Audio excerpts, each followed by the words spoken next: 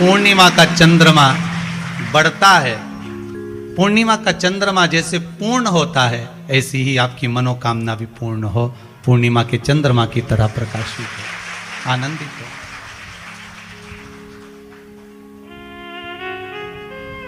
पूर्णिमा शिव महापुराण की कथा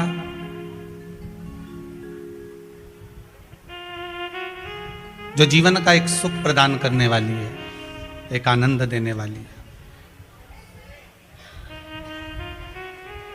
कई लोगों के मन में एक प्रश्न जागृत हो जाता है कभी कभी कि गुरुदेव, भगवान तो हमको नजर नहीं आता, भगवान हमको दिखता ही नहीं है।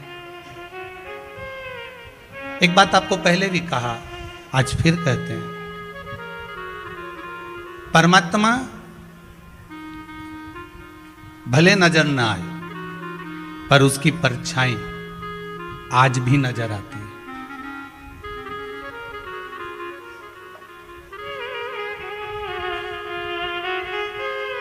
परमात्मा भले नजर ना आए पर मेरे शंभु, मेरे शंकर, मेरे नारायण, मेरे ब्रह्मा, 33 कोटि देवी देवता जो आपके हृदय में विराजमान है, उनकी परछाई आज भी नजर आती है।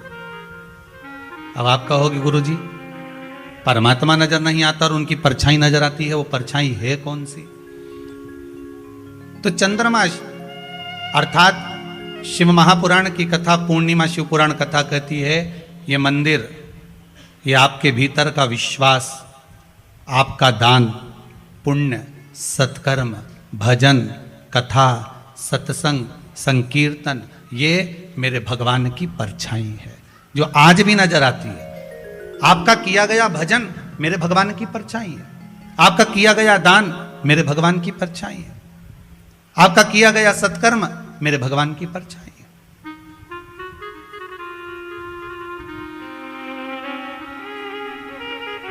बस उस परछाई की थोड़ी सी भक्ति आप और हमको अगर मिल जाए तो जीवन तो यूं ही सार्थक हो जाए। एक बात पहले भी कही, आज फिर कहते हैं, अखबार के पन्ने में कितनी भी अच्छी खबर छाप दीजिए, 4 दिन के बाद वो अखबार का पन्ना समोसे और पोहे की दुकान पे मिलेगा।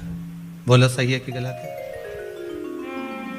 अखबार का पन्ना, कागज वही है, बड़ा सुंदर कागज है, बड़ा अच्छा कागज है, पर अखबार के पन्ने पर तुम कितनी भी अच्छी खबर छाप दीजिए, कितने भी अच्छी से अच्छी खबर को छाप दिया जाए, पर वो अखबार का पन्ना, वो अखबार 2 दिन के बाद, 4 दिन के बाद, 8 दिन के बाद पोया और समोसा रखते मिलेगा कि नहीं मिलेगा पन्ना? परंतु वही कागज जो अखबार के लिए गया, वही कागज को अगर गीता प्रेस गोरखपुर में भेज दिया जाए और उस पर रामायण भागवत गीता लिखा जाए तो वो पन्ने पर समोसा खाया जाएगा? अरे बोलो तो नहीं, वो समोसे के लिए नहीं रहेगा। चाहे बस उस पे रामायण लिखा गई, उस पे भागवत लिखा गई, उस पे गीता लिखा गई, उस पे शिव महापुराण लिखा गई, उस पे गीता प्रेस गोरखपुर की उस मशीन में जैसे ही वो अखबार का पन्ना अर्थात जैसा कागज अखबार में काम आया वही की वही कागज वहां भेज दिया जाए, कागज वही है, एक ही है, बस उसको इस प्रेस पर भेजा, उस पर खबर भी अच्छी छापी, एक से बढ़कर एक छापी, पर बाद में पोहा और समोसा रखाया, और वही अखबार का पन्ना जब गीता प्रेस गोरखपुर में जाता है तो उसकी कीमत बढ़ जाती है। उसी तरह ये शरीर, उसी तरह ये आत्मा अगर ये गलत जगह पर जाती है तो इसकी कीमत 4 दिन बाद घट जाती है, और यही आत्मा और यही शरीर शिव महापुराण में जाता है तो कीमत बढ़ जाती है। यही आत्मा, यही शरीर, यही मन, यही चित्त, यही वृत्ति।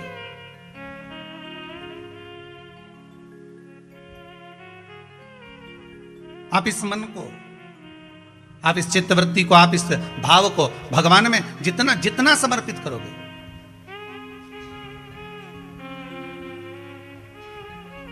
आप जितना परमात्मा की ओर लेकर जाओगे, उतना ये मन शुद्ध होता चले जाएगा। नया मकान बनाया किसी ने? जिनने बनाया हो जरा हाथ ऊंचा करो तो जरा। बनाया आप लोगों ने मकान? तो मकान बनाए होंगे तो वो जो मकान बनाने वाला मिस्त्री होता है ना, वो कह देता है अब तुम्हारी बिल्डिंग 3 मंजिल की हो गई, ऊपर एक मटकी टांग दो। अरे बोलो सही है कि गलत है? कौन सा कलर की टांगो है? काहे के लिए टांगो?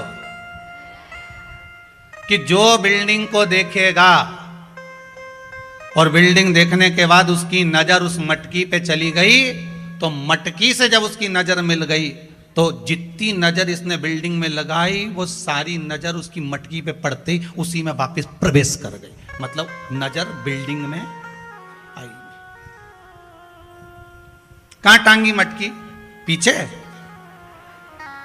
राइट लेफ्ट, कहां टांगी? बिल्कुल आगे।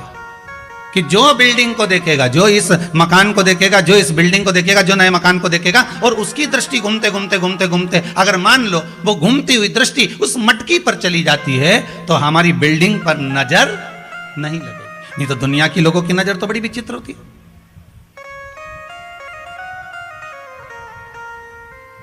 कौन से कलर की टांगी? काले कलर की। बस शिव पुराण भी यही कहती है कि भगवान के मंदिर क्यों जाते हैं, किस लिए जाते हैं, और एक ही देवता है जिसके माथे पे मटकी बंधी रहती है। अरे बोलो तो जम के, कौन सा? देव अधिदेव महादेव, उसके माथे पे हमेशा कलश ही मिलता है। तो किसी ने पार्वती जी शिव जी से पूछी, क्यों भोलेनाथ जी ये बताओ जरा, ये जब गंगा तुम्हारे सिर पर है, भोलेनाथ जी जब गंगा तुम्हारे सिर पे है तो पानी तो यूं निकलना चाहिए, तो ये उल्टा पानी तुम्हारे ऊपर बूंद बूंद टपक रहा है, ये है क्या? शंकर भगवान बोले ये पानी का तो बहाना बना के रखा है, जो भगत मेरा दर्शन करने आता है उसकी नजर तो मेरी मटकी ही उतार देती है, उसकी नजर तो मेरी मटकी ही उतार देती है। जो शंकर के मंदिर में प्रवेश करता है और प्रवेश करते समय बस मेरे उस कलश का दर्शन करता है। कई लोग प्रश्न करते हैं, महाराज जी इस कलश का महत्व क्या है?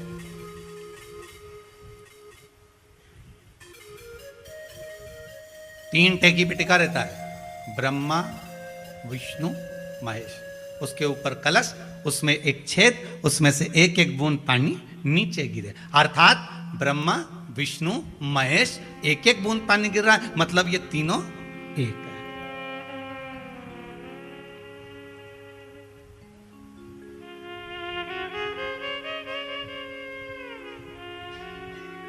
ब्रह्मा विष्णु सदा शिव जानत विवेका, भोले जानत अविवेका। कौन सा विवेका? अविवेका, मतलब जिसमें विवेक नहीं है वो तीनों में भेद देखेगा। मतलब ब्रह्मा अलग है, विष्णु अलग है, शिव अलग है। ब्रह्मा विष्णु सदा शिव जानत विवेका, भोले जानत अविवेका। प्रणवाक्षर के मध्य ओम अक्षर के मध्य यह तीनों एका। जय शिवाय। अर्थात ब्रह्मा विष्णु महेश भगवान शिव, ये तीनों उस मटकी को जो झेले हुए हैं और उनका जो बूंद एक एक बूंद गिर रहा है, ये दर्शा रहे हैं कि हम तीन एक हैं। हम में भेद मत करना। पर दुनिया के लोगों ने भेद कर दिया, हम नारायण वाले, हम राम जी वाले, हम कृष्ण जी वाले, हम तुम्हारे मंदिर में नहीं जाएंगे, हम तुम्हारे मंदिर का प्रसाद नहीं लेंगे, हम शिव मंदिर में नहीं जाते, हम शंकर का अनुमोदन नहीं करते। कई लोग कहते हैं। एक बार पार्वती जी ने भी शिव जी से कह दिया था, प्रभु आपको कहीं घर नहीं मिला जो तुमने शमशान में बनाया? शंकर भगवान बोले अगर शमशान में घर नहीं बनाता और दूसरी जगह बनाता तो सबके घर में दिवाली पे मिलने जाना पड़ता। और जब शमशान में घर बना लिया है ना, तो अपने को कहीं नहीं जाना। प्रभु अपन किसी के नहीं जाएंगे, बिल्कुल मत जाओ। और वो अपने यहाँ नहीं आया तो भगवान बोले एक दिन नहीं आएगा, 2 दिन नहीं आएगा, 50 साल नहीं आएगा, 60 साल नहीं आएगा, 70 नहीं आएगा, 80 नहीं आएगा, 100 में तो आएगा। 108 पे तो एम्बुलेंस आ जाती है, तो 100 तो भारी है। तू क्या चिंता करे, तो अलमस्त होके शमशान में भगवान का भजन कर। आकड़िया की रोटी बनाई, काकड़िया की साग, और परसे माता पार्वती जी पावे भोला ना। वो तो अलमस्त होकर पा, तू बिल्कुल चिंता मत कर। और प्रभु अगर कोई मिलने नहीं आया, मान लो उसका मन नहीं करा कि मैं तो आऊं नहीं यहाँ पर, भगवान बोले चिंता मत कर, बांध बांध के लाएंगे। नहीं आएगा तो कोई ऐसे बांध के ले आएंगे, तू तो चिंता ही मत कर, तू तो बस भजन कर। और शिव केवल पार्वती से ये बात नहीं करे, शंकर भगवान हर मानव से, प्रत्येक जीव से एक ही बात कहते हैं कि तू मेरा चिंतन कर, तू मेरा भजन कर, तू मेरा स्मरण कर। संसार की कोई नजर तुझे नहीं लग सकती, तू मेरा भजन तो कर। जब मेरे मंदिर में तू आता रहेगा, मेरा दर्शन करता रहेगा, एक ना एक दिन तेरी दृष्टि उस कलश पर तो पड़ेगी, उस मटकी पर तो पड़ेगी। बस उसका स्पर्श, उसका मात्र स्पर्श। कई लोग पूछते हैं, गुरुदेव जो शिव जी के ऊपर मटकी बंधी रहती है, क्या उसमें पानी डालना जरूरी होता है? और अगर पानी भरा हुआ हो तो हमें क्या करना चाहिए? तो शिव महापुराण की कथा में वर्णन मिलता है, लिंग पुराण की कथा में वर्णन मिलता है, नर्मदा पुराण की कथा में वर्णन मिलता है, स्कंद पुराण की कथा में वर्णन मिलता है कि मात्र अगर ऊपर लगी जलाधारी भरी हुई है, उसमें पानी भरा हुआ है, या उस जलाधारी में नीचे बाबा का श्रृंगार हो चुका है और आपको जल चढ़ाने की मना कर दी गई है, तो आप मात्र उसका स्पर्श ही कर लोगे तो ही जीवन का सुख प्राप्त हो जाएगा। मात्र स्पर्श कर लेना, केवल स्पर्श।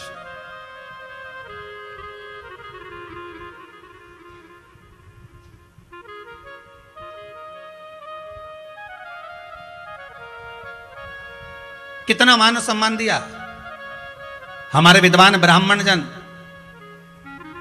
कर्मकांडी। जब ब्राह्मण जन जब यज्ञ कराने बैठते हैं और जिस सुरवे से घृत की आहुतियां देते हैं, उस सुरवे पर भी मौली बांधकर, पान बांधकर, उसका पूजन कराकर, उस सुरवे को भी सम्मानजनक तरीके से पकड़कर फिर आहुति दिलाते कि यह देवताओं को भाग देने वाला है।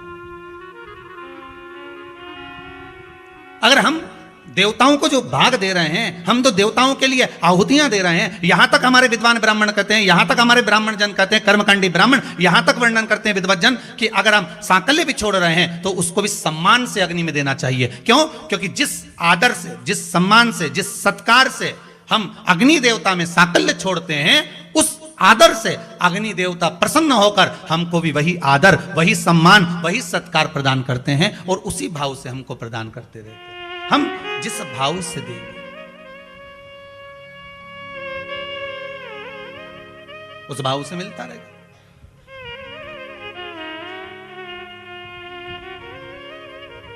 अगर हमने आदर दिया है, आदर मिलेगा। हमने सम्मान दिया है, सम्मान मिलेगा। एक बार श्री कामदेव जी महाराज घूम रहे थे और कामदेव जी महाराज को अहंकार आ गया कि इस संसार सागर में सबसे ज्यादा सुंदर मैं हूं। पहले भी कहा, आज फिर कह रहे हैं, ना काया का, ना माया का, ना धन का, ना वैभव का, ना सत्ता का, ना प्रतिष्ठा का, ना यश का, ना कीर्ति का अहंकार कभी मत करना। अगर अभिमान करना है तो मीराबाई से पूछ लेना उसने किस चीज का अभिमान करा था। मीराबाई कह दे कि मुझे एक बड़ो रे अभिमान कि गुरु मेरो समर्थ है। मीराबाई से पूछा, मीरा तू अभिमान किस बात का करती है? मीराबाई कहती है, मेरा एक अभिमान बड़ा प्रबल है कि मेरा गुरु समर्थ है। तो मीरा, तेरा गुरु समर्थ? अरे तूने तो जो गुरु बनाया वो रविदास जी को बनाया, चमड़े के जूते बनाने वाले को बनाया, तूने गुरु बनाया, एक चर्मकार को बनाया। अगर मीरा तो किसी अच्छे गुरु को बनाती तो हम जान जाते। मीराबाई बोली, उसी में तो आनंद है कि मैंने चमड़े का जूता बनाने वाले रविदास जी को गुरु बनाया। अरे मीरा, तू राणा के घर की बहू और तू गुरु भी बनाई तो किसको बनाई? मीराबाई कहती है, जात न पूछो साधु की, पूछ लीजिए मोल करो तलवार का, पड़ी रहन दो। तूने गुरु बनाया तो रविदास जी को बनाया? हाँ, क्यों बनाया? मीराबाई बोली, मेरी मर्जी। कोई जरूरी है कि बहुत चमक दमक देखकर गुरु बनाया जाए?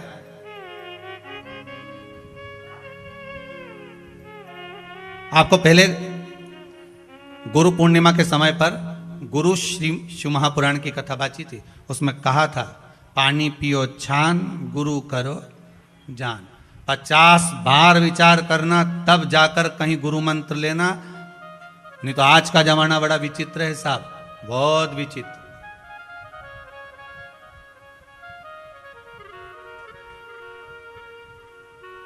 एक होड़ लगी हुई है लोगों के बीच में, गुरु जी बनाना है। पूछा जाए क्यों बनाना है? हमने सुना है गुरु जी नहीं बनाया जब तक के दान पुण्य नहीं लगे। वो तो सही है, पर बनाओ तो महाराज ऐसो को बनाओ कि जो कहीं ना कहीं भगवत भजन की ओर आपको लगा दे, स्मरण की ओर लगा दे, नाम जाप की ओर लगा दे, नाम कीर्तन की ओर लगा दे। पहले कथा में कहा दुनिया का सबसे बड़ा दान कौन सा है? अभी शायद इसी कथा में कहा होगा या इससे पीछे की कथा में कहा होगा। दुनिया का सबसे बड़ा दान कौन सा है? नाम दान। कौन सा दान है? नाम दान। इसलिए आपसे रोज सवेरे प्रतिदिन कथा में एक ही बात कहते हैं कि आप किसी से भी बात करो तो एक बार श्री शिवाय जम के बोलो जरा, श्री शिव। नमस्तुभ्यं। अब आधा तो हमने बोल दिया था और आधा आपने बोला, पूरा हुआ ही नहीं। फिर से बोलो श्री। हे भगवान, पहले श्री तो बोलो साथ में, श्री शिवाय नमस्तुभ्यम। ये नाम दान है, ये नाम दान है। देते रहो दुनिया के लोगों को। आप भी गुरु से कम हो क्या? नाम दान है। सुबह से उठो तो भी व्हाट्सएप खोलो तो पहला शब्द निकलना चाहिए श्री शिवाय नमस्तुभ्यम। लिखा, सेंड कर दिया, जा। अब जो पढ़ेगा, एक बार भले कहीं का फोटो डालोगे तो नहीं खोलेगा, वीडियो डालोगे तो नहीं खोलेगा, पर वो तो लिखा हुआ इतना सा तो नहीं भी खोलेगा तो भी खोलेगा। बोलो सही है कि गलत है? तुम नहीं खोलो, परंतु वो खुला खुला है, मत खोलो। अब वो जो तुमने फोटो भेजा, पहले तो टिक मारना पड़ेगा कि का फोटो है, बेरू सिंह है कि जगदम्बा है, उसको पहले खोल के देखो। अब यहाँ तो खोलने का ही काम नहीं, और वीडियो भेजी तो भी खोलने का काम कि इसको खोल के देखें कि ये सही है, कौन है, क्या है। तो आप तुमने लिख के भेज दिया श्री शिवाय नमस्तु। अच्छा, एक वो स्टेटस होता ना व्हाट्सएप का बाजू वाला, पड़ोसी, हम पड़ोसी कहेंगे ना, तो उस पर भी तुम फोटो डालो तो वो खोल के देखना पड़ेगा, खुला नहीं खुला। ऐसा घूमता रहता है कि पृथ्वी के चक्कर लगाओ। और तुमने कुछ लिखकर भेज दिया तो वो चक्कर लगाएगा, तुरंत एकदम सामने आ गया, पहचान में आ गया, ये उसी ने भेजा होगा, श्री शिवाय नमस्तु। जप लिया। सबसे बड़ा दान है नाम का। इसीलिए तुलसीदास जी लिख रहे हैं, कल युग केवल नाम आधारा, सुमर सुमर उतरहि पारा।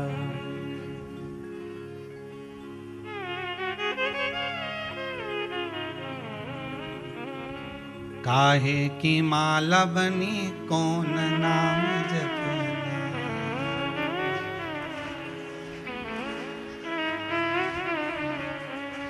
जाना है हमको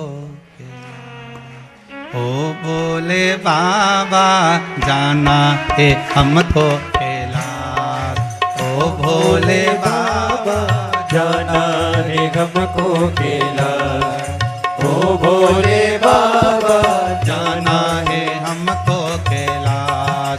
ओ भोले बाबा, जाना है हमको कैलाश। ओ भोले बाबा, हमको कैलाश बोले, हमको कैलाश। हमको कैलाश बोले, हमको कैलाश। ओ हमको कैलाश बोले, हमको कैलाश। हमको कैलाश बोले, हमको कैलाश। ओ जाना है हमको कैलाश। ओ भोले बाबा, जाना है हमको कैलाश। ओ भोले बाबा, ओ जाना है हमको कैलाश। ओ भोले बाबा, जाना है हमको कैलाश। ओ भोले बाबा। जितने टीवी के सामने, आस्था चैनल पर, फेसबुक यूट्यूब पर कथा का रसास्वादन कर रहे हैं, सारे देशवासियों को, भारत की भूमि के सभी श्रोताओं को और विदेश में बैठकर जो कथा का रसास्वादन कर रहे हैं, सभी को साधुवाद करते हुए शरद पूर्णिमा के पावन अवसर पर दोनों हाथों से जय हो।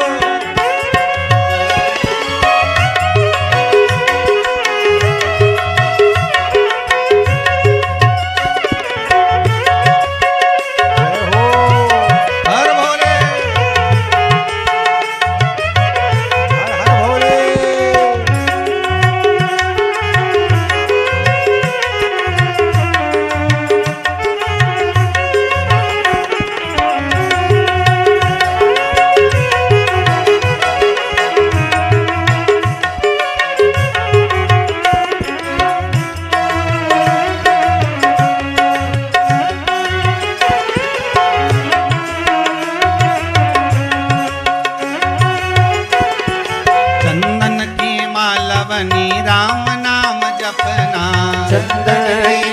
बनी राम नाम जपना, अरे तुलसी की माला बनी कृष्ण नाम जपना, तुलसी की माला बनी कृष्ण नाम जपना। ओ राम जी लगा देंगे पार, ओ भोले बाबा राम जी लगा देंगे पार, ओ भोले बाबा। ओ जाना है हमको कैलाश, ओ भोले बाबा जाना है हमको कैलाश, ओ भोले बाबा। हमको कैलाश भोले हमको कैलाश, हमको कैलाश भोले हमको कैलाश, ओ हमको कैलाश भोले हमको कैलाश, हमको कैलाश भोले हमको कैलाश। अरे जाना है हमको कैलाश, ओ भोले बाबा जाना है हमको कैलाश, ओ भोले बाबा।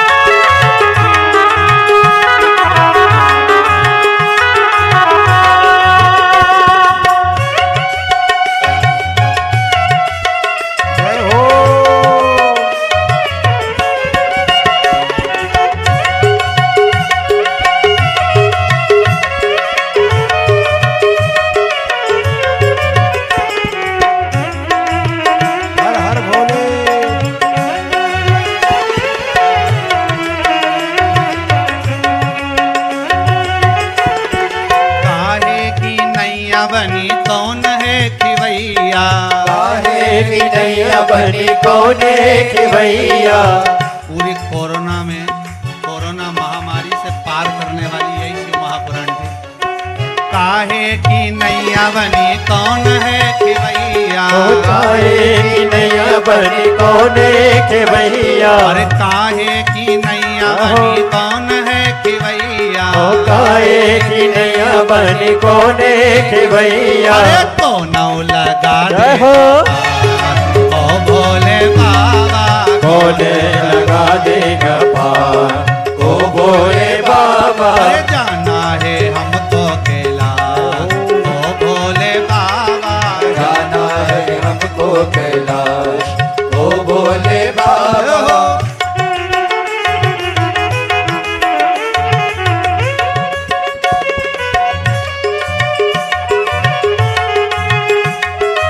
हर भोले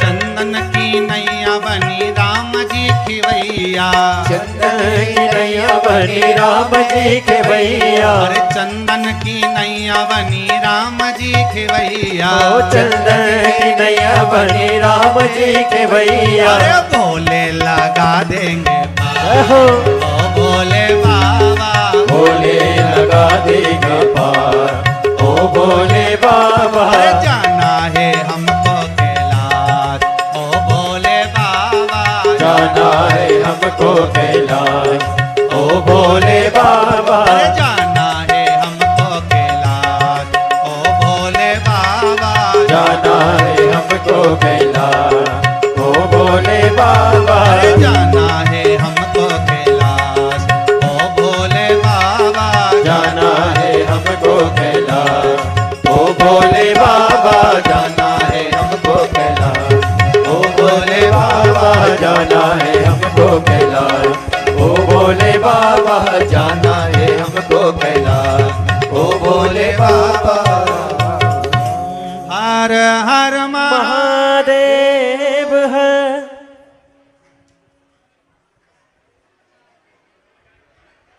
भगवान शिव की कथा कह रहे। औगड़दानी, त्रिकालदर्शी, कैलाशी, अविनाशी, मेरा शिव की कथा कह रहे। मकान के ऊपर जो मटकी लगी है, वो मटकी नए मकान की नजर को बचा लेती है। और भगवान भूत भावन भूतेश्वर के ऊपर, मेरे शंकर के ऊपर जो जलाधारी लगी है, अपनी 5 बेटियों का नाम उस जलाधारी पर है। जया, विषहरा, शामदी बारी, दौतली और देव। 5 बेटियां। बहुत ध्यान देना, महाराज पहले भी कथा में कहा है आपको, जिस व्यक्ति को नींद नहीं आती हो, शंकर भगवान की 5 बेटियों का नाम लेकर, हाथ में जल लेकर, जया, विषहरा, शामली बारी, दौतली और देव, इन 5 बेटियों का नाम लेकर आप उस जल का आचमन कर कर बहुत प्रेम से आराम से सोइए। आपको टेबलेट खाने की जरूरत नहीं पड़ेगी, आपको नींद की गोली नहीं खाना पड़ेगी। रोज 11-11, 12-12 बजे तक नींद नहीं आएगी, पर जिस दिन कथा, अब सोफे पे कुछ बैठे होंगे, कुछ कुर्सी पे बैठे होंगे, कुछ दरी पे ही। अच्छा, आज यहाँ की भी बड़ी आनंद थे, बच्चे लोग बता रहे थे, पंडित लोग। हाँ, तो ब्राह्मण बोल रहे थे, ललित जी भी बोले, प्रशांत जी भी बोले, कहे गुरुदेव आज तो हॉल में लोग गद्दा बिछाए क्या चक गुर्राटा भरने सोए। हमने पूछा क्यों रे, सही में क्या? हाँ गुरुदेव, ये दिन में कोटा पूरा कर रहे रात का।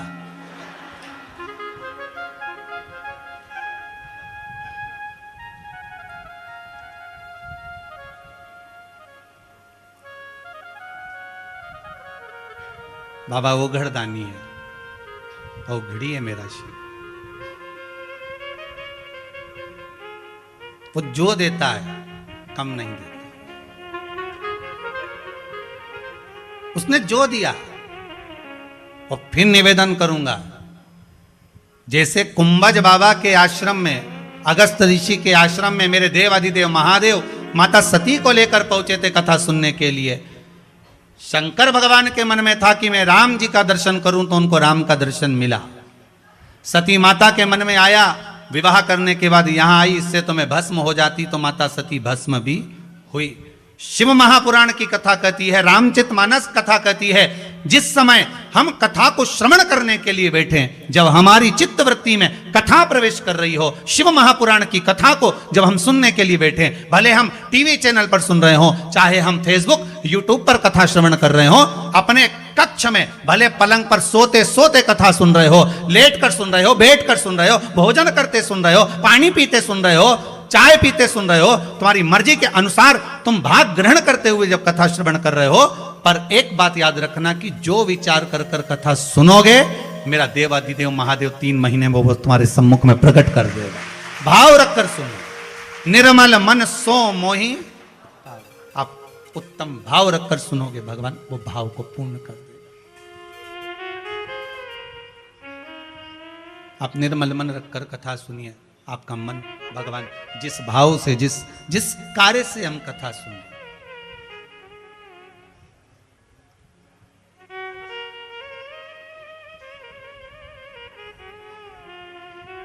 एक हमारे शायद 3-4 कथा के पहले के जजमान जलगांव से आए होंगे, कहाँ बैठे हैं महाराष्ट्र वाले, वो खड़े उधर, हाथ हिलाओ जरा, जरा कैमरे वाले भैया दिखाना जरा। ये केवल सूचना देने आए, और किस बात की सूचना देने आए कि कथा करवाने के बाद जब मैं वापस यहाँ से गया, तो भोलेनाथ जी ने ऐसी कृपा कर दी, ऐसी कृपा कर दी, जो काम बरसों से अटका था, जिसकी उम्मीद ही नहीं थी सालों से, वो काम यहाँ से जाते ही बाबा ने कृपा कर दी। वो खड़े हैं पीछे, हाथ हिला दो जरा एक बार, यही बाबा की कृपा।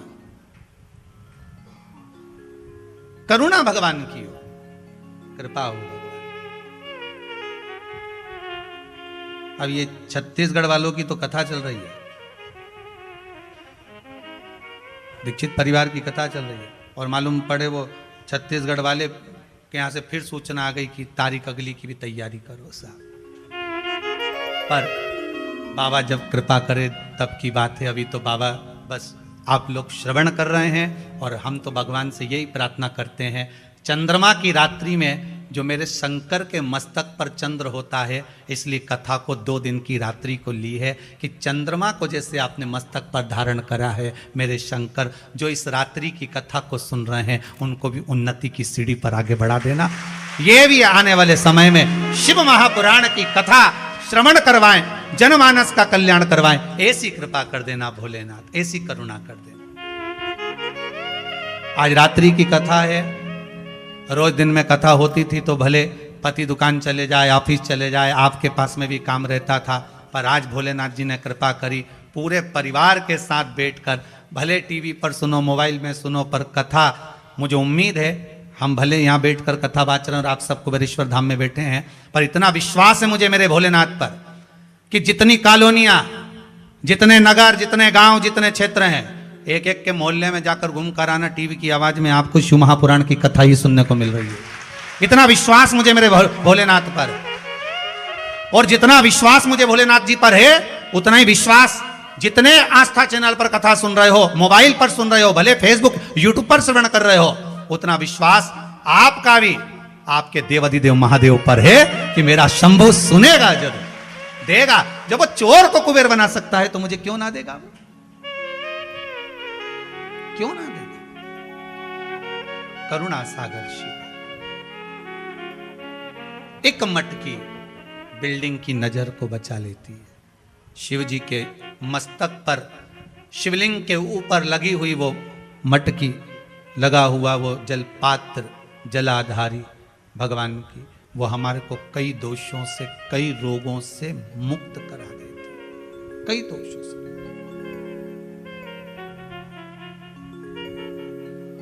महाराज यहां तक शास्त्र कहता है,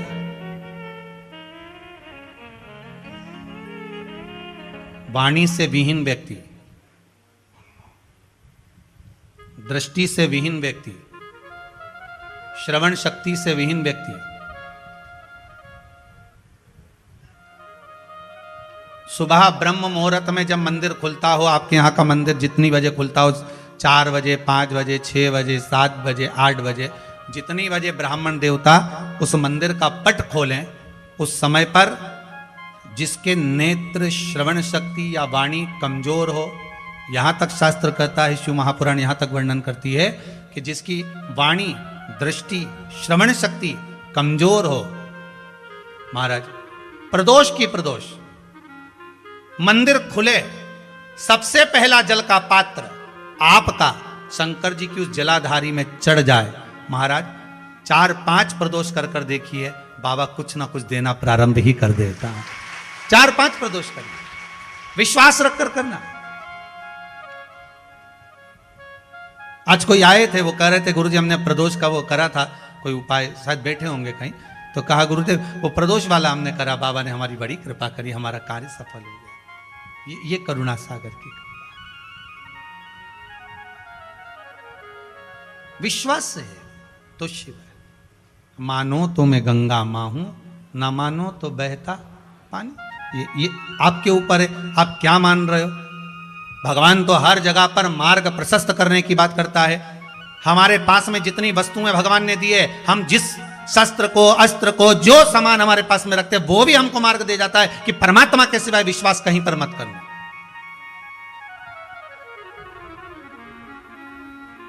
बैंक में जाते हो, दरवाजे पर द्वारपाल मिलता है, उसके कंधे पर बंदूक टंगी रहती है। बोलो तो जम के जरा, सही है गलत है। उसकी नाल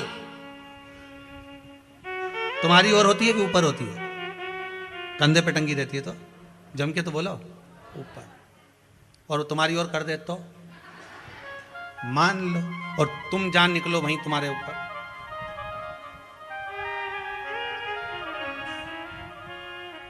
कंधे पर टंगी है, वो बाजार में भी घूम रहा है तो उसकी नली ऊपर, और अगर वो एसी कर दे तो या इधर कर दे तो लोग कहेंगे दादा ये काम तमाम कर देगा, तुरंत पुलिस के फोन करा, इसके लेके जाओ, ये पीछे पड़ा हुआ है।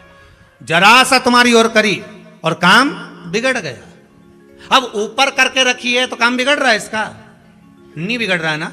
मतलब वो बंदूक भी हमको सीख दे रही है कि उसके भरोसे पे रहना। किसके? मैं यूं हूं, बंदूक कहती है मैं जरा सी डाउन होती हूं तो लोग चिल्लाने लगते हैं। राइट में मुड़ी तो खतरा, लेफ्ट में मुड़ी तो खतरा, सामने मुड़ी तो खतरा, पीछे मुड़ी तो खतरा। खतरा मुझे बस एक जगह से नहीं है कि मैं ऊपर रहूं तो खतरा नहीं रहे। भगवान भी कहते संसार में हर जगह खतरा है, पर परमात्मा के चरण में कभी खतरा नहीं है, कभी खतरा नहीं हो सकता।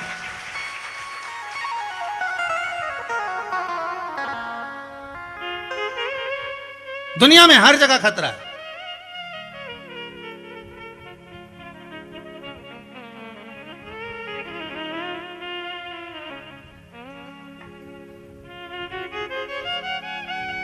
अब बंदूक भी कह रही है कि उसके भरोसे पर जीना प्रारंभ कर लो। अभी कोरोना महामारी में ना तो कोई दुकान थी, ना कोई व्यापार था, ना कोई व्यवसाय था। कई लोगों की सर्विस नौकरी सब छूट गई, कई लोगों की। और अभी भी कई घर ऐसे हैं जहां पर नौकरी नहीं, सर्विस नहीं, उसके बाद भी तुमको 2 रोटी वो दे रहा है। बोलो दे रहा है कि नहीं दे रहा है? कोई व्यापार नहीं तो भी वो दे रहा है। विश्वास रखना, उसका भरोसा अगर दृढ़ी है। और हम तो कहेंगे जिनकी नौकरी नहीं, सर्विस नहीं, व्यापार नहीं, बाबा से प्रार्थना जरूर, भले टीवी के सामने बैठकर करना, चाहे मोबाइल पर करना, पर करना जरूर कि कुबेरेश्वर महादेव, हे भंडारी, सुना है मैंने, मेरे महाकाल राजा, मेरे विश्वनाथ, मैंने सुना है कि आपके दरबार से कोई खाली नहीं गया। बहुत आस से विश्वास है। एक जयपुर से माता जी आई हैं, वो कह रही थी गुरुदेव आपकी कोई कथा नहीं छोड़ती हैं। कहाँ बैठी हैं वो? जरा हाथ हिलाएंगे, कहाँ है? मेरे को नजर नहीं आई वो भी। तो गुरुदेव एक कथा नहीं छोड़ते, हम कथा निरंतर श्रवण करते रहते हैं। विश्वास लेकर आए, भरोसा, विश्वास रखकर भगवान से प्रार्थना करना, भगवान नौकरी छूट गई, सर्विस चली गई या व्यापार चले गया, पर आप पर विश्वास है मुझे, मैं कर्म करूंगा। और उस कर्म में अगर हारता भी हूं तो मुझे बल देने वाले भी आप कृपा कर। कामदेव के मन में अहंकार जागृत हो गया था कि सबसे सुंदर मैं हूं, मैं काम सब कुछ मैं कर सकता हूं। ये अभिमान, ये अहंकार प्रकट हो गया। हो जाता है, ऐसा नहीं कि नहीं होता, कई लोगों को हो जाता है। कई घर की माताएं गुस्से में आकर के देती अहंकार में, वो तो मैं जिंदा हूं जब तक घर चल रहा है, जिस दिन मैं मर गई आटे दाल का भाव मालूम पड़ जाएगा। तो डोकरी से कहते ना आधा घंटा नहीं पीट जा। जिंदा हो और तुम कर रहे हो तो ये मत कहना कि तुम कर रहे हो। ना तो दुकान तुम चला रहे हो, ना व्यापार तुम कर रहे हो। दुकान चलाने वाला भी भोलेनाथ, ग्राहक बनकर आया भी भोलेनाथ, घर में रोटी भी बना रहा है तो भोलेनाथ। ये भोलेनाथ ही तो है जो श्वास चल रही है। शिव श्वास है, श्वास निकल गई तो शव है। तो रोटी कौन बना रहा है? भोलेनाथ। खा कौन रहा है? अरे बोलते तो जाओ, भोलेनाथ। अब घर में लड़ाई हो तो कौन झगड़े? भोलेनाथ।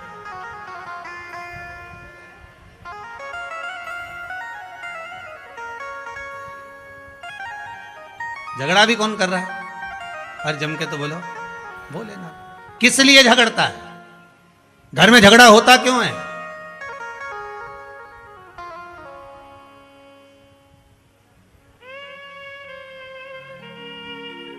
ये बेलपत्री जो होती है ना, अपन इसको शिव जी पे कैसे चढ़ाते हैं?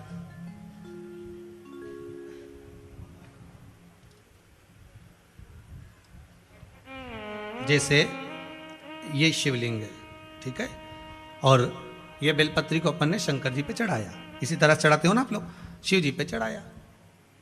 पहले इससे प्रथम वाली कथा में कहा था, जब विशेष कोई कार्य होता है तो बीच वाली बेलपत्र पर शहद लगाकर बाबा पर उसको लगाकर जाया जाता है। अब जिसके घर में क्लेश ज्यादा होता हो, महाराज बहुत क्लेश, मतलब कुछ ना कुछ बात पर झगड़ा चल ही रहा हो, क्लेश हो ही रहा हो, बहुत तकलीफ चल रही, कभी बहू रूठे, कभी सास रूठे, कभी पति रूठे, कभी पत्नी रूठे, जरा जरा सी बात में, एक पानी गिर गया उस पर विवाद, बच्चों को कुछ कह दिया उस पर विवाद। तो ये जो बेलपत्री की ये जो भाग होता है, इस बेलपत्री का जो डंडी का जो भाग होता है, इस भाग को, बेलपत्री के इस भाग को महाराज, ऐसी कैसी बेलपत्र, बस ये भाग को बेलपत्री के वृक्ष के नीचे शहद लगाकर इस पत्ती पर ऐसे ही बेलपत्री की जड़ में उस भाग को लगाकर या रख के आ जाइए। केवल एक ही बार करना, किसी भी प्रदोष पर कर लेना महाराज। फिर एक प्रदोष से दूसरी प्रदोष तक तुम्हारे घर में कभी क्लेश नहीं हो सकता, ये पक्का है, झगड़ा होगा ही नहीं।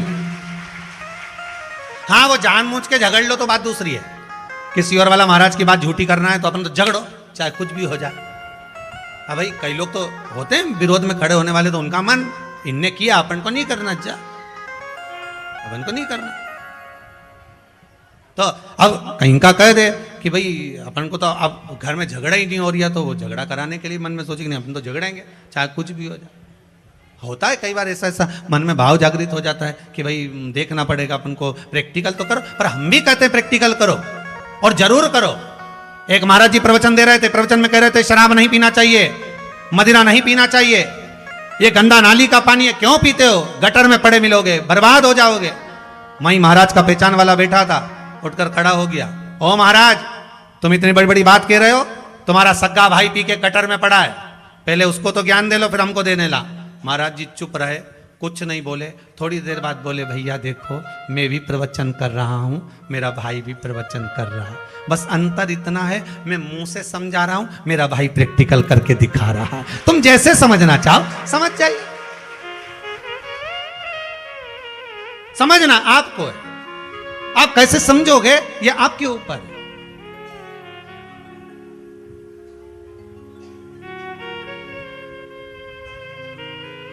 भाई जो ना समझे उसके लिए एक विदेश से एक अंग्रेज आया और उसने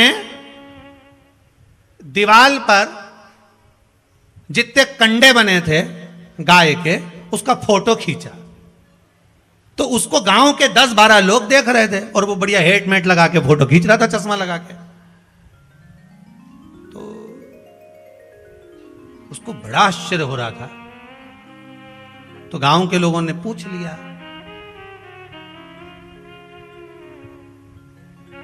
तो वो हेट उतार के खुजा के बोला कि ये गाय दीवार पे चढ़ी कैसे हो गई। अब जो समझ गया तो समझ गया, ना समझे तो ना समझे। तो गांव का व्यक्ति खड़ा था, उसने कहा हेट वापिस लगाओ, फोटो खींचो, जाओ।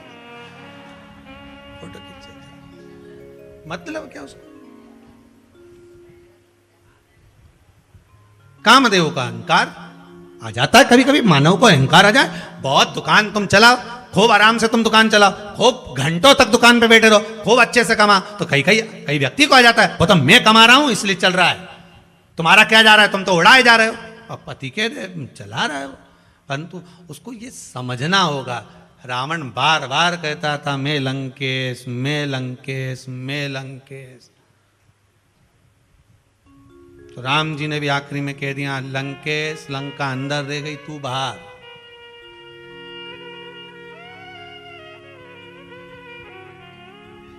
और अंतिम समय में कुछ नहीं बचा, कुछ भी नहीं, सब समाप्त। कामदेव का अहंकार, कामदेव ने कह दिया। देवऋषि नारद निकल कर जा रहे थे, नारद जी ने पूछ लिया कामदेव से, वाह स्वाब।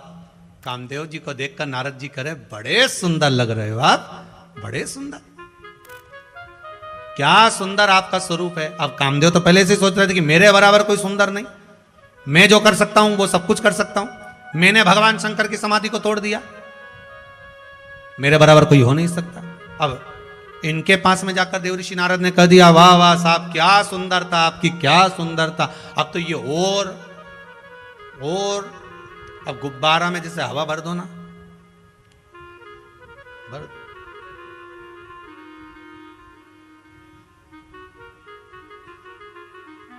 और ज्यादा जब हवा भरा जाए तो फूट जाए। बस कामदेव के भी खूब हवा भर दी।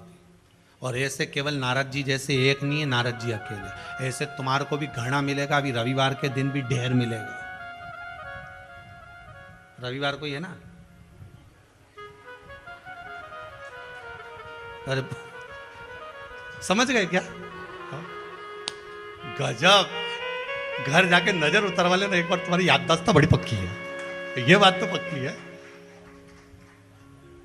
रविवार को ये ना चलनी में मुंडा देखोगे,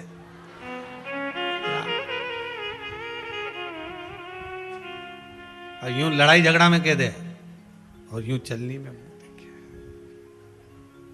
मुल्ला नसरुद्दीन की कथा याद आ गई। एक बार मुल्ला नसरुद्दीन घूमने के लिए निकला, उसको प्यास लगी, उसने कहा पानी कहाँ है, तो गया कुआं में देखने के लिए। कुआं में जो देखने के लिए गया तो पानी था, और पानी देखा तो प्यास तो लग रही है, पर नहीं, पानी बाद में पीऊंगा। आज पूरे भारत की भूमि पर सारी माताओं का करवा चौथ का व्रत है, और चांद तो कुएं में पड़ा है। मैंने जिंदगी में कोई अच्छा काम नहीं करा, पर आज चांद को वापिस आसमान में लगा के दूंगा। और मुल्ला नसरुद्दीन कया ने बाल्टी लेके आया, रस्सी लाया। अब इसको कौन समझाए कि कुएं के पानी में चांद दिख रहा है, नहीं तो चांद तो ऊपर ही है, पर यह समझा कि कुएं में गिर गया। कुछ भी हो जाए, आज मैं करवा चौथ का व्रत है, चांद को तो निकाल के मानूंगा। और बाल्टी और रस्सी लाया, और जो कुआं में डाली तो वो बाल्टी नीचे पत्थर में अड़ी गई। अब मुल्ला नसरुद्दीन ने सोचा बड़ा भारी चांद है, निकल ही नहीं दिया। उन्हें पूरी दम लगा दी, दम लगाई, इसने देखा ये तो निकल ही नहीं रहा, कि ऐसे नहीं निकले तो क्या नीचे जाके निकालूंगा। और रस्सी बांधी ऊपर, और कूद गया पानी के अंदर, और रस्सी टूट गई धम्म से नीचे। धम्म से जैसे नीचे आया, आते से जो कुएं के अंदर गया, और अंदर जाके हड़बड़ा के वापिस बाहर आया, ने जो ऊपर देखा, मुल्ला नसरुद्दीन चिल्ला के बोला, भले कुछ भी हुआ, अपन कुएं में गिर गए, पर चांद तो ऊपर लगा के ही दिया। अब बस, अब ऐसे तो तुम अब एक दिन चलनी में मुंडा देख लो, और कितना प्रेम से ने सिर पे पल्लू मल्लू लेने, ऐसे प्रेम से दो भला करे कितने, और वो भी मुस्कुराए, और तेरी 2500 की साड़ी देख के जले जले जाए, कि जब तक नहीं दिलाई ने प्राण खा गई मारी। भगवान, तुम चलनी में मुंह देखो, वो तुम्हारे गले का मंगलसूत्र देखे 50,000 का नाश बना दे। तुम चलनी में मुंह देखो, फिर आरती उतारो, फिर वो तुम उनका पांव पढ़ो, तुम उनका पांव पढ़ो, वो चांद देवता का पांव पढ़े। इसको परमानेंट एक जैसी बना दे, जैसी आज है ऐसी कर जीवन पर बढ़ा। भगवान कामदेव को अकल देने वाले, कामदेव को सीख देने वाले देवऋषि नारद आ गए। और देवऋषि नारद ने आकर कामदेव को क्या विवेक दिया, क्या बुद्धि दी। देवऋषि नारद से कहा, देवऋषि नारद जी बोले कामदेव को, ओ कामदेव बड़े सुंदर लग रहे हो भगवान, इतने सुंदर आप, वाह वाह वाह, क्या कहने, आपकी बराबरी कोई नहीं कर सकता। कामदेव बोले मेरी बराबरी कोई नहीं कर सकता, मतलब कोई ना कोई है जो मेरी बराबरी कर रहा है। देवऋषि नारद को तो कहना था, देवऋषि नारद को तो कहना था, और उन्होंने कह दिया। कामदेव एक बात कहें, बोलो। आपसे भी सुंदर ब्रजमंडल में एक है, जिसकी उम्र मात्र 4 वर्ष की है, 4 वर्ष का, हाँ, और मुझसे ज्यादा सुंदर। हाँ अच्छा, जाकर देखूं, देख लो। कामदेव गए, ब्रजमंडल में जाकर जो देखा भगवान कृष्ण का स्वरूप, जो देखा आसक्त हो गए, ये तो मुझसे ज्यादा सुंदर। मुझसे ज्यादा सुंदर, अतिशय। हमारे यहां कई कथाकार कहते हैं ना कि भगवान कितने सुंदर हैं, कि ओ नंद लला जो तुम होते नंद लली। अच्छा हुआ नंदराय जी, आपके घर में इतना सुंदर बेटा हुआ। अगर इतनी सुंदर बेटी हो जाती तो, ओ नंद लला जो तुम होत नंद लली, तो गले कट जात करोड़न के। अच्छा हुआ इतना सुंदर छोरा हुआ। इतनी सुंदर छोरी हो जाती तो आधे तो बावड़ी में डूब के मर जाते जाके चक्कर में। कितने सुंदर मेरे कृष्ण, कितने सुंदर। जो गोरे होते तो क्या करते मनमोहन, तेरे काले रंग पर तो दुनिया लुट जाती है। नंदलाल तेरी बंसी पागल कर जाती है। मुस्कान तेरी मीठी घायल कर जाती है। तुम तो काले काना तेरी राधा गोरी है। तुम तो काले काना तेरी राधा गौरी है। इस अनुपम जोड़ी पे दुनिया लुट जा। जय हो। बड़े सुंदर हो। कामदेव देखकर थकित रह गया। अब जब किसी से होड़ नहीं कर पाते, जब कोई व्यक्ति किसी की होड़ नहीं कर पाता, उससे आगे नहीं निकल पाता, तो क्या करता है फिर वो?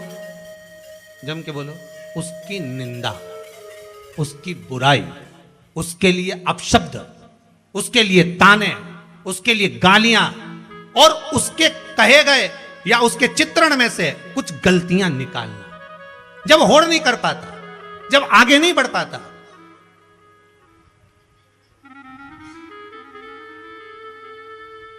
जब उसको लग गया कि मैं इससे आगे नहीं बढ़ पा रहा हूं, अब ये आगे निकल चुका है, कामदेव को लग गया कि भगवान कृष्ण के आगे में नहीं निकल सकता, वो बड़े सुंदर हैं, तो कामदेव ने क्या करा, पूरे ब्रजमंडल में घूम रहे हैं और कन्हैया के लिए अपशब्द कह रहे हैं। अरे नंद बाबा का छोरा, वो ग्वाला, वो कृष्ण मेरी बराबरी करेगा? 33 कोटि देवताओं में जाकर कामदेव वर्णन कर रहे हैं।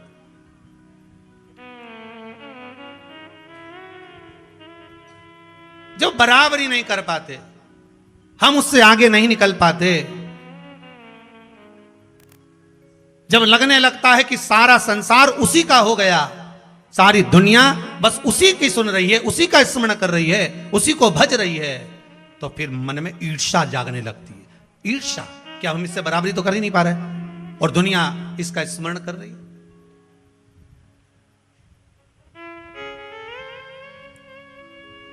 परम पूज्य गोलोकवासी श्री राजेश्वरानंद जी महाराज की एक बात बड़ी सुंदर है। गांव में जब हाथी आता है, आप लोगों ने भी सुना होगा, उसको डला होगा व्हाट्सएप वगैरह पे, गांव में हाथी आता है तो सारे गांव के जितने कुत्ते हैं वो उस हाथी पर भौंकते हैं। तो हाथी पर क्यों भौंकते? इनकी हाथी और कुत्ता की क्या लड़ाई थी कि पुरानी दुश्मनी है? नहीं, कुत्तों को दिक्कत इतनी सी थी कि पूरे गांव के लोग हाथी के हाथ जोड़ रहे थे, तो कुत्तों को यह बुरा लग रहा था कि ये इसके ही क्यों हाथ जोड़ रहा है, आज तक हमारा तो कोई ने नहीं जोड़ा, हम भी तो इन्हीं के मोहल्ले में रहते हैं, हम भी तो इनका गांव का कुत्ता है, नहीं हमके तो नहीं जोड़ा, पर इसके क्यों जोड़ रहे हैं? कुत्ता उनके टेंशन पड़ गई। श्री राजेश्वरानंद महाराज जी अपनी बात में कल रामचरितमानस के बड़े बड़े आनंदमय वक्ता है, उन्होंने अपनी बात में ये बात रखी है। कामदेव जी के मन में आ गया कि अब मैं कृष्ण से बराबरी तो नहीं कर सकता, ना कृष्ण के आगे निकल सकता हूं, ना कृष्ण से आगे बढ़ सकता हूं, तो करे क्या? तो निंदा करा जाए। जब व्यक्ति आगे नहीं बढ़ सकता, अग्रणी नहीं हो सकता, वो देख लेता है कि अब मैं इनसे आगे नहीं जा सकता, और इनकी प्रशस्ति सब दूर होने लगी। भगवान कृष्ण को कौन नहीं मानता था, सब मानने लगे। तो उन्होंने कहा इनकी निंदा करना प्रारंभ कर दो, इनके लिए अपशब्द कहना प्रारंभ कर दो, बस। और व्यक्ति वही करना प्रारंभ कर दिया। आपकी भी अगर कोई निंदा कर रहा हो, आपके लिए भी अगर कोई अपशब्द कह रहा हो, तो बड़े खुश हो जाना, दिवाली पे उसको साड़ी दिलाना। अगर आपकी कोई निंदा करे तो आप उसको दीपावली पे ले जाओ, कपड़ा की दुकान पे ले जाके बढ़िया प्रेम से साड़ी वाड़ी दिला। उससे पूछो तो वो पूछे आज मेरे को किस भाव से साड़ी दिला रही? कहीं नहीं, तूने पूरे मोहल्ला में हमारी खूब निंदा करी रही, तेरे बराबर मेरा कोई हितैषी नहीं हो सकता। कितना जिसकी निंदा होती है, जिसकी निंदा होती है, उसका पद, प्रतिष्ठा, यश, वैभव और उम्र बढ़ती चली जाती है, जिसकी निंदा होती है। इसीलिए सास इतनी जल्दी नहीं मरती, ये कारण समझ में आया।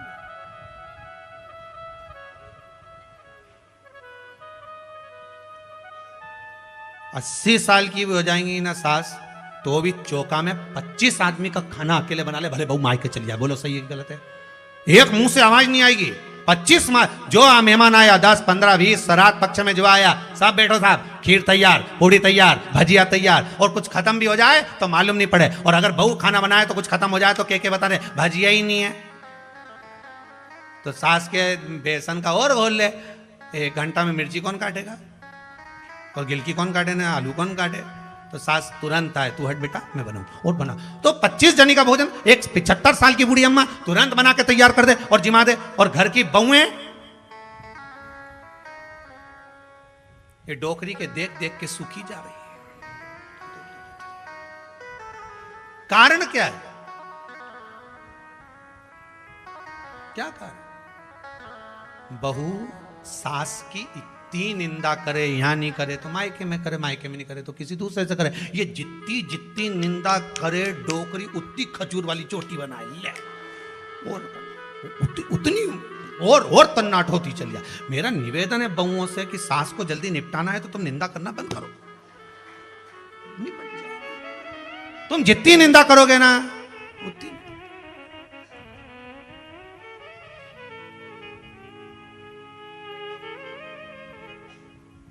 अब कहीं की वो पलंग पे पड़ी है, गंदगी कर रही है, कहीं कहीं की रे बेचारी पड़ी पलंग पर, अब उसकी गंदगी कर रही है, वो गंदा कर रही है, तो वो 10 जनी को फोन लगा के बोले हम तो बड़े परेशान हो गए, ऐसा हो गया वैसा हो गया, हमने तो इतनी सेवा कर रहे हैं, गंदगी कर रही। पर तुम निंदा करोगे करोगे करोगे करोगे तो वो इतनी जल्दी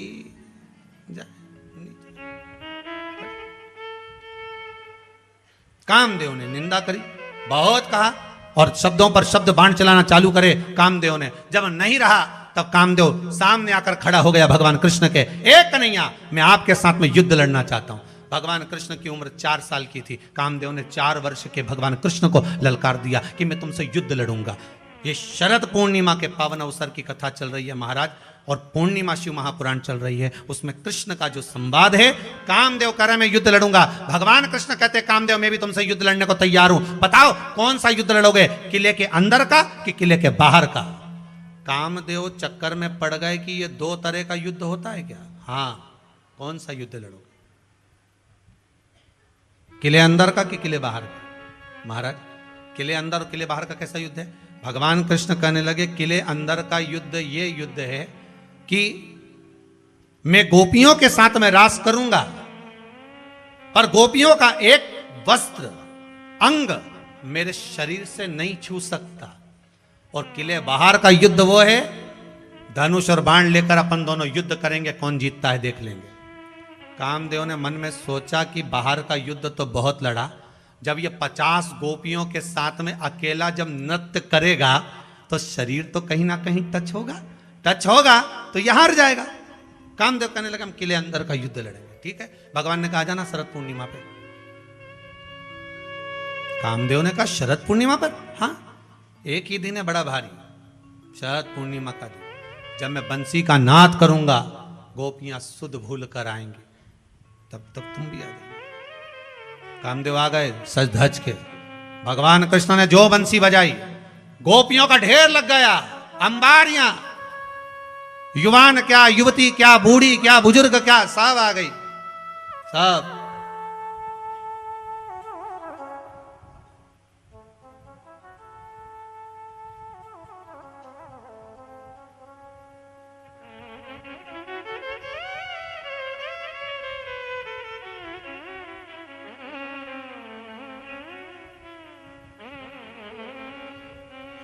सब आ गए। किसी ने पूछा, गुरुजी बहुएं गरबा करती है तो बाहर जाकर करती हैं, क्या घर की बुजुर्ग माताएं भी गरबा करती हैं? हमने कहा जब वो करती हैं तो बहू मायके चली जाती है। उनके गरबा करने और उनके गरबा करने में अंतर है,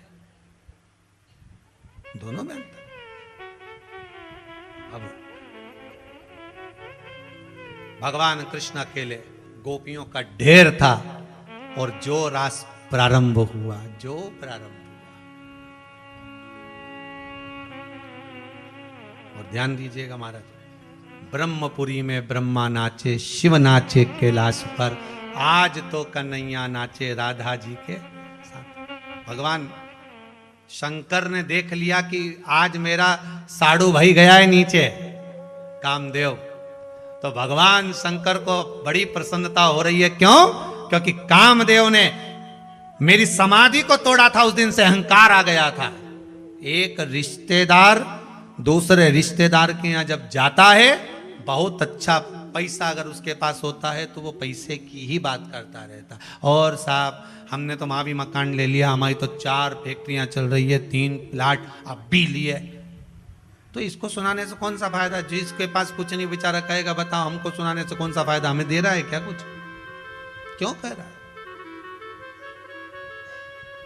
पर वो शिव जी कहे, आज भोलेनाथ जी ने जो डमरू का नाद करा, जो डमरू,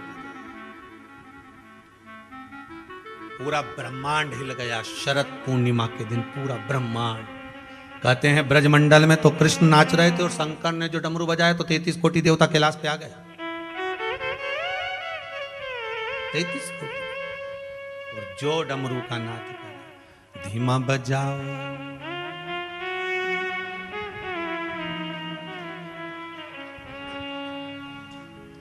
जितने टीवी पर कथा सुन रहे हो, आपके भी नृत्य का फोटो, बड़े भाव का फोटो आप व्हाट्सएप पर भेज देना, कल की कथा में सबके दिखाएंगे। धीमा बजाओ भोलानाथ। अच्छा अभी चालू है क्या? आस्था चैनल वाले बोल रहे हैं कि आपके फोटो जो आप भेजते जा रहे हैं वो फोटो लगातार दिखाए जा रहे हैं, तो आपके नृत्य के फोटो भी आप भेजते रहिए, और यहाँ आपके फोटो कथा टीवी चैनल के माध्यम से चल रहे हैं। धीमा बजाओ भोलानाथ डमरू, धीमा बजाओ, धीमा बजाओ भोलानाथ डमरू, धीमा बजाओ, ओ धीमा बजाओ भोलानाथ डमरू, धीमा बजाओ, धीमा बजाओ भोलानाथ डमरू, धीमा बजाओ। मुझे उम्मीद है आज के डमरू की आवाज जब गली गली में जाएगी तो विश्वास है कि संपूर्ण ब्रह्मांड में आज भगवान शंकर तो रास कर ही रहा होगा। अरे धीमा बजाओ भोलानाथ डमरू, धीमा बजाओ, धीमा बजाओ भोलानाथ डमरू, धीमा बजाओ, ओ धीमा बजाओ भोला, धीमा बजाओ, धीमा बजाओ भोले, धीमा बजाओ, ओ धीमा बजाओ भोला, धीमा बजाओ, धीमा बजाओ भोला, धीमा बजाओ, अरे धीमा बजाओ भोलानाथ डमरू, धीमा बजाओ, धीमा बजाओ भोलानाथ डमरू, धीमा बजाओ। भाव से